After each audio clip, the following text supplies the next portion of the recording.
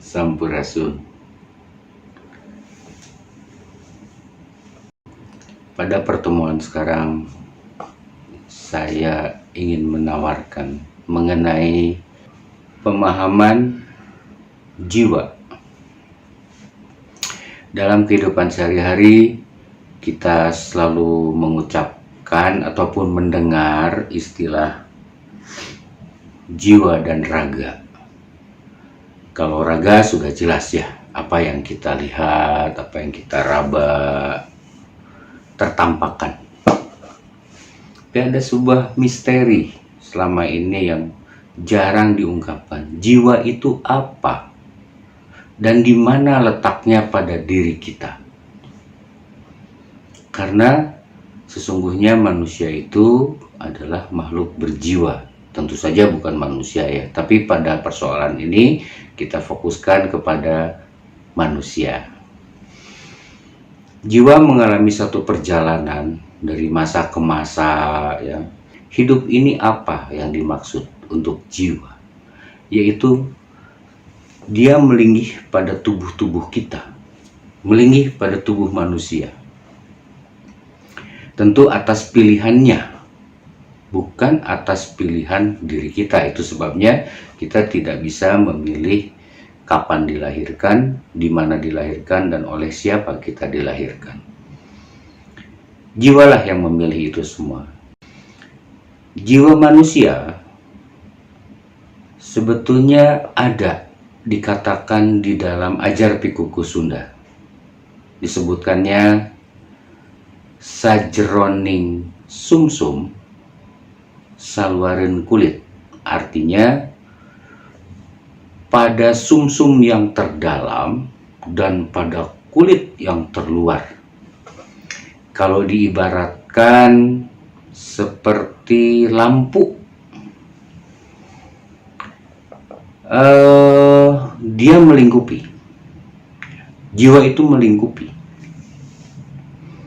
Manusia itu ibarat bohlamnya. Sekarang coba kita lihat, mana yang lebih besar? Lampunya atau sinarnya? Dan sinar ini memenuhi ruang cahaya. Jadi bedakan ya antara sinar dan ruang cahaya. Sinar memiliki frekuensi, memiliki gelombang. Apakah ketika dia bercahaya, apakah ketika dia bersinar memenuhi ruang cahaya, lalu ketika si lampunya ini, bohlamnya ini mati, apakah benar sinar itu menjadi tidak ada? Sinar itu tetap ada, hanya dia terserap oleh ruang cahaya. Jiwa itu harus tumbuh, harus semakin dewasa dalam sebuah kesadaran yang tinggi, yang selalu tetap terjaga. Itu sebabnya tidak heran kalau suatu saat Anda bertemu dengan seseorang, mukanya biasa, tidak ada, ya kayak seperti saya gini lah, ya muka ya begini gitu. Tapi orang kok merasa sebel ya lihat saya gitu. Apakah karena bentuk mukanya? Apakah karena tubuhnya? Apakah karena ucapannya? Apakah karena bentuk mata? Dan lain sebagainya. Kadangkala juga kita bertemu dengan seseorang, belum ngobrol, belum berkenalan, kita sudah tidak suka dengan orang itu. Itu yang ke-1. Yang kedua, mengenai hubungan. Ketika seseorang merasa bertemu dengan jodohnya, kira-kira karena apanya? Nah, ini yang harus hati-hati. Ada kalanya orang tertarik karena bentuk fisik. Ada kalanya juga orang tertarik karena kepintarannya. Ketika kita merasa nyaman dengan dia, sebetulnya bukan karena itu, tetapi karena yang dikeluarkan dari tubuhnya memancar. Itulah jiwa. Terjadi hubungan, antara jiwa satu dengan jiwa yang lainnya, terkoneksi. Lalu karena terkoneksi, maka terjadilah rasa nyaman. Ini maaf ya, seringkali ini bercandaannya. Ada seseorang yang secara fisik atau secara ragawi tidak menarik, biasa-biasa saja. Lalu pasangannya itu sangat menarik dan luar biasa secara ragawi. Lalu mereka bisa berpasangan, bahkan langgeng dalam sebuah hubungan. Karena apa? Itu bukan karena persoalan fisik, itu karena persoalan jiwa mereka. Semakin kita banyak kecocokan dalam frekuensi kejiwaan ini, disitulah kelanggengan itu terjadi. Merasa nyaman, tentram, damai, dan lain sebagainya.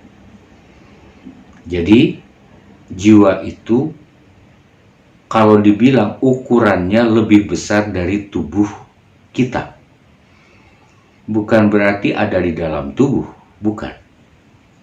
Di dalam tubuh ada, yaitu seperti lampu.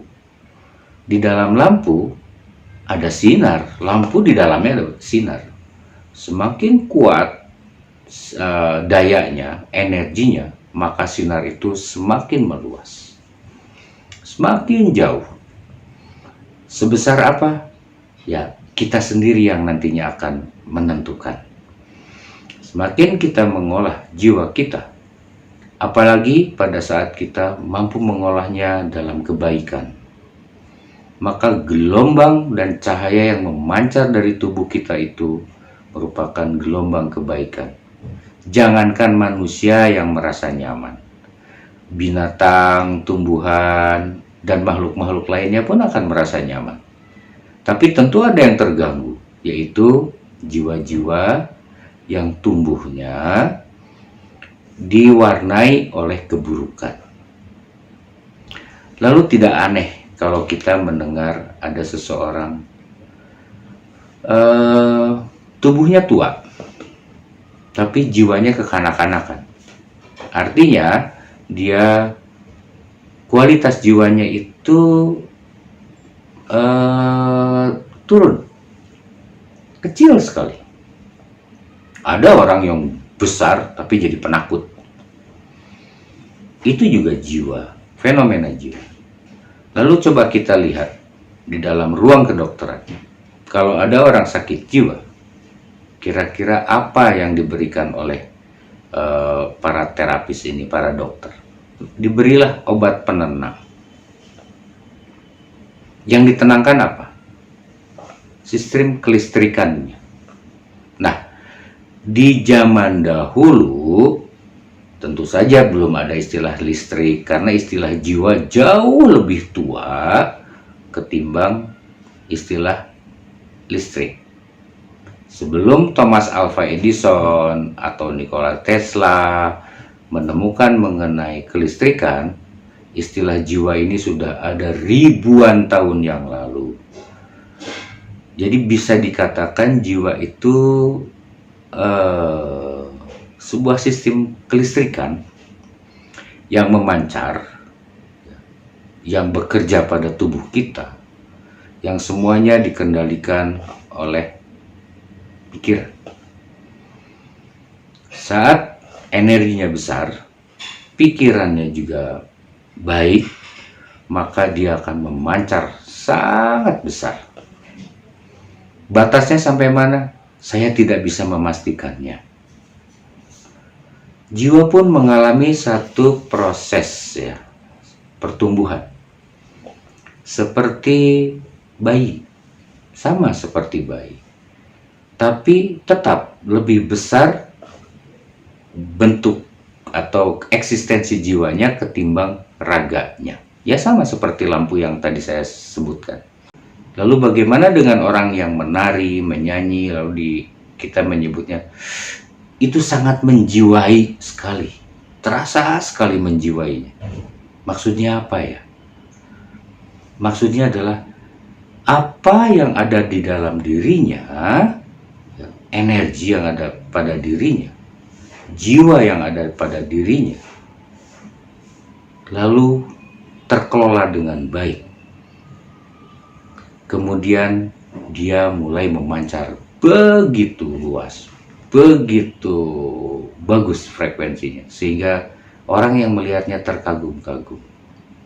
Nah, jadi yang disebut jiwa itu adalah yang terdalam di sumsum kita dan yang terus mengembang di luar kulit kita. Jiwa itu ada di dalam diri kita dan ada di luar diri kita. Gelombang antar jiwa yang satu frekuensi, gelombang antar jiwa yang penuh kedamaian, itu akan terasa nyaman. Tentu berbeda lagi dengan jiwa yang tumbuhnya, maaf tanda petik, kurang sempurna. Ketika mereka bertemu, mereka bisa berkolaborasi, bisa juga bertabrakan. Tergantung sistem data yang digunakan untuk mewarnai si jiwa itu. Ya samalah ibarat lampu juga. Kalau lampunya biru, ya gelombang cahayanya, gelombang sinarnya juga akan menjadi biru. Kalau dikasih kuning ya akan kuning, putih ya putih. Dan ketika bertabrakan, maka siapa yang akan saling mengalahkan? Percaya bahwa yang terjauh itu adalah sinar yang putih yang mengisi ruang cahaya. Ingat ya, kegelapan itu cahaya. Bukan tidak ada cahaya. Kegelapan itu sebuah cahaya. Nah, jiwa kita itu seperti itu. Maka saat kita melatih diri kita, yang pertama tentu saja melatih energi kita. Bagaimana melatih energi? Yaitu dengan mengolah pernafasan kita, dengan mengatur makanan. Makanan apa saja yang bisa membangkitkan energi kita. Lalu yang masuk ke dalam telinga kita. Kita harus bisa menyaringnya, karena itu akan mempengaruhi energi kita. Lalu berdamai dengan diri sendiri, itu pun akan mempengaruhi energi kita. Dan masih banyak sebetulnya. Bagaimana energi ini bocor, bagaimana energi ini tumbuh, ya, membesar, bagaimana energi ini menciut, mengecil. Itulah kadang-kadang apa yang disampaikan tampaknya sederhana, tapi tidak sesederhana itu sebetulnya yang saya sampaikan. Begitulah jiwa. Makanya ada istilah pancaran jiwa. Jadi tidak aneh kalau kita mendengar pancaran jiwa. Lalu bagaimana hubungan antar jiwa? Oh, itu menjadi semakin tidak aneh sekarang. Kenapa kita bisa mengirim pesan? Kenapa kita bisa mengingat seseorang? Itu bukan karena persoalan apa yang ada di dalam memori kita saja, bukan. Bukan hanya sekedar kerja otak, tidak. Tapi kerja secara menyeluruh, terintegrasi antara apa yang ada di dalam diri, apa yang ada di dalam pikiran, dan apa yang ada yang melingkupi di luar tubuh kita. Dan semua kekuatan itu diatur oleh energi atau tergantung kepada energi yang dimilikinya. Jadi sekarang kita jadi mengerti ya. Kalau kita ambil dari terminologi Islam, dikatakan bahwa wahai jiwa-jiwa yang tenang, masuklah ke surgaku. Artinya, surga bukan perjalanan terakhir. Bukan. Surga adalah satu tempat yang sangat nyaman. Itu sebabnya hanya jiwa-jiwa yang tenang yang dapat memasukinya. Karena kalimatnya, wahai jiwa-jiwa yang tenang, masuklah ke surgaku. Ini kalimat bagus. Hanya seringkali dikontetkan, seringkali didestruktif gitu. Didestruksi. Seringkali dirusak pengertiannya, sehingga pemahaman bangsa kita terhadap surga itu menjadi sangat sempit. Karena yang seharusnya semua yang datang dari Yang Maha Pencipta akan kembali kepada Yang Maha Pencipta. Seperti halnya ada kata-kata, ini hampir dalam agama langitan dikatakan bahwa Adam dan Hawa diturunkan di surga. Diturunkan di surga. Artinya surga hanya sebuah tempat. Dan surga tentu bukan Tuhan. Bukan Hyang. Bukan God. Bukan Allah. Tapi boleh jadi istilah-istilah tentang Yang Maha ini ternyata tidak sama. Belum tentu sama. Jangan disama-samakan.